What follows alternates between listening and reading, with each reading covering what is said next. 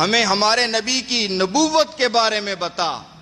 قرآن کہتا ہے یا ایھا النبی، اے قرآن تو ہمیں ہمارے نبی کی رسالت کے بارے میں بتا۔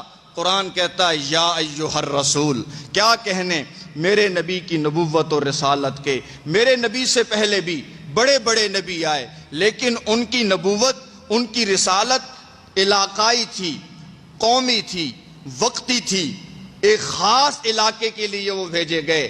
لیکن جب میرے نبی کے سر پر اللہ تعالیٰ نے نبوت کا، رسالت کا تاج سجایا، ساتھ ہی یہ اعلان بھی فرمایا انی رسول اللہ الیکم جمیعا، میں کسی خاص قوم کے لیے نہیں آیا، میں کسی خاص برادری کے لیے نہیں آیا، میں کسی خاص علاقے کے لیے نہیں آیا، بلکہ میں پورے خطے کے لیے نبی بنا کر بھیجا گیا ہوں۔ جس کا اللہ رب ہے، میں محمد اس کا نبی ہوں۔ انی رسول اللہ الیکم جمیعا، میرے پیارے نبی کی جو رسالت ہے وہ انٹرنیشنل رسالت ہے، عالمی رسالت ہے۔ آپ سارے عالم کے لیے رسول بن کے آئے۔ اے قرآن تو ہمیں ہمارے نبی کی رحمت کے بارے میں بتا۔ قرآن کہتا ہے وما ارسلناک الا رحمۃ للعالمین، اللہ تمام جہانوں کے لیے رب ہے اور میرے نبی تمام جہانوں کے لیے رحمت ہیں۔ جہاں جہاں پر میرے اللہ کی خدائی ہے، وہیں پر میرے نبی کی رحمت کے جلوے ہیں۔ اللہ غفور الرحیم ہے، میرے پیارے نبی رؤوف الرحیم ہے۔ اے قرآن تو ہمیں ہمارے نبی کی ختم نبوت کے بارے میں بتا۔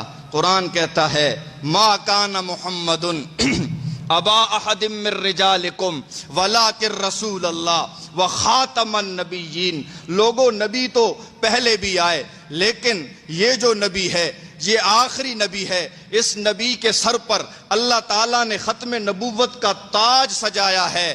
اس نبی کے آنے کے بعد اب نبوت کا سلسلہ مکمل ہو چکا ہے، اب کوئی نیا نبی نہیں آ سکتا۔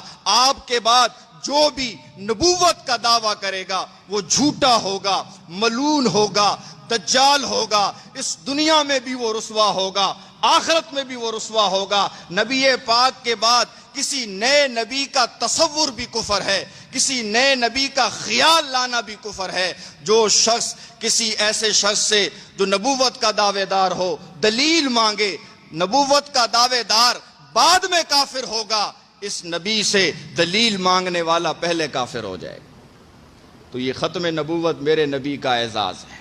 اللہ تعالیٰ نے ایک محل تعمیر کیا، بڑا خوبصورت عالی شان محل بنایا۔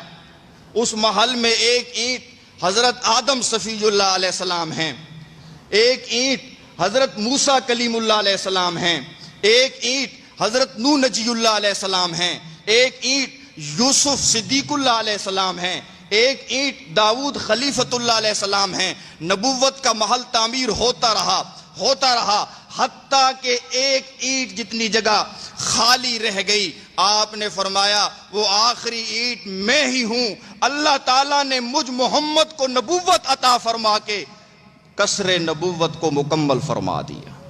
اب قصر نبوت